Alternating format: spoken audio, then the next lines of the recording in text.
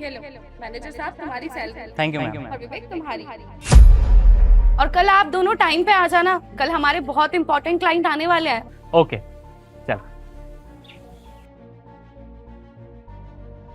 Madam जी, आप हमारी 100 रुपये की मदद कर देंगे क्या?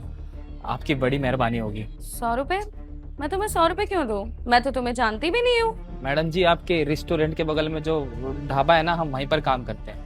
हाँ तो तुम जहाँ काम करते हो वहाँ पर जाके अपने मालिक से पैसे मांगो, मुझसे क्यों पैसे मांग रहे हो? वो मैडम जी, क्या है ना, जहाँ हम काम करते हैं ना, वहाँ से पगार का टाइम हो गया है, लेकिन वो हमें पगार दे ही नहीं रहे हैं। आप कृपया करके 100 रुपये की मदद कर दीजिए। मेरी माँ भूखी है, आप मेरी मदद कर देंगी तो मैं उनको खाना खिला दूंगा। अब ठीक है, तुम 2 मिनट यहीं रुको, मैं अभी आती हूँ। ठीक है मैडम जी, जैसा आप कहें।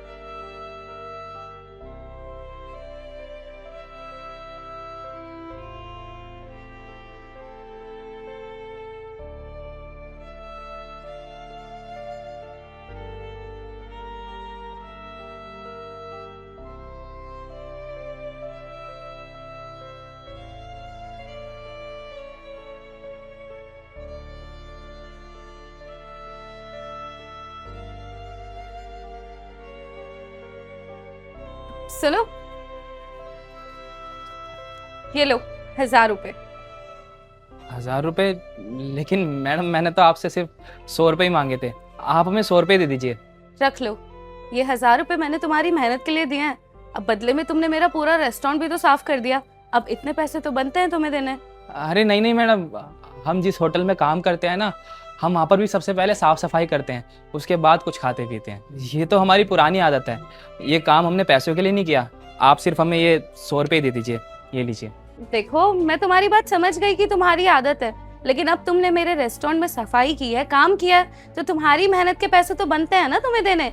और अगर मेरे स्टाफ में से भी कोई होता तो भी मैं उसको ये पैसे देती।